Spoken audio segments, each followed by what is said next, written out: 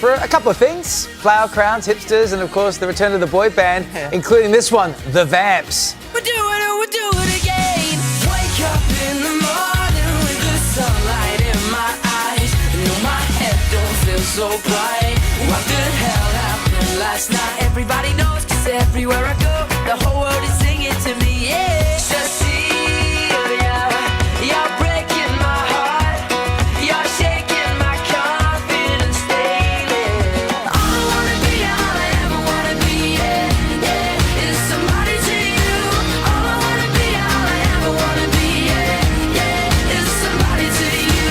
Everybody shouting. Yeah, and now the group's frontman is revamping his own sound, get it?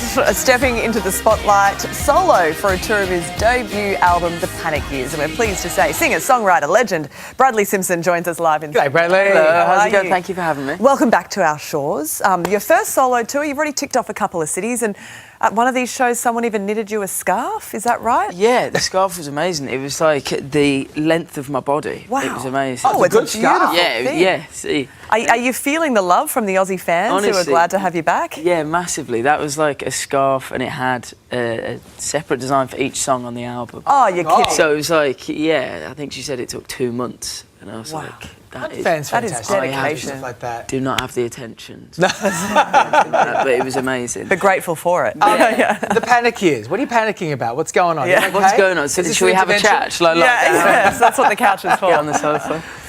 No, I think I wrote the album about my 20s, essentially. I'm 29 now, and I joined the band when I was 16, 17, and then kind of grew up in the band and travelling and being on tour. And it's not necessarily panic in a bad way. That's been the message of the album, is like, your panic years don't have to be this big scary thing. It's like, on the other side of it, you learn lessons about yourself. You have a lot of fun throughout it. So that's kind of what I'm putting out there, and a lot of the fans who have grown up with us are like connecting with these songs in a really, and they're going through their 20s and all these changes. So it's nice to see the reaction to the album so far. That's awesome. And so stepping into this solo spotlight now, how is your relationship with music and songwriting changing now? I think it's massively changed because you've got a bit of a kind of going out under the Vamps, you can kind of be a bit removed from stuff. So if you're writing something personal, it's going out under this name that Everyone is slightly detached, yeah, and it's kind of shared amongst 4 people. But as soon as I started doing solo stuff, I realised this felt way more vulnerable than anything I'd ever done, which was really exciting and equally very scary at the same time.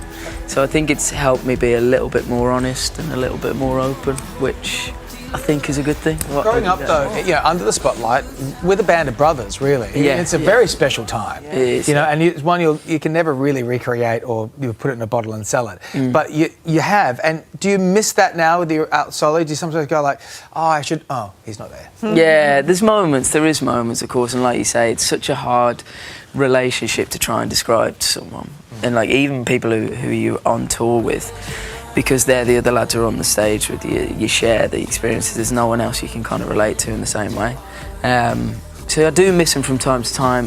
It's a lot quieter backstage. Yeah, At times it's quite nice. Nice, actually, yeah. So sometimes it's nice. But yeah, we're still really close, and we still, like, we'll work on new music at some point, definitely, but everyone's just kind of doing little... Yeah, it's good to take a bit of a break and then come back to it still in love. Still in your 20s, you got time. Yeah, just about. There's a bit of an 80s vibe and influence to this new music. Who are your biggest influences in music?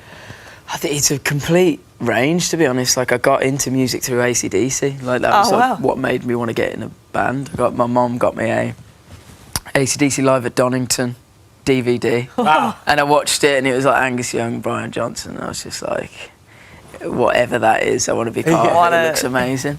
So it started off with like a lot of rock, like AC/DC, Led Zeppelin, Nirvana, and then a bit more like British indie as I got a bit older and I kind of formed my own taste. So it's a bit more like Block Party, The Cribs, who were like, and the Kooks and bands like that. So there was a big mix of music, and I kind of went back to a lot of that music that I grew up on when I started writing this. Because I think throughout the band there was a lot of change in how I listened to music. It became a little bit more analytical.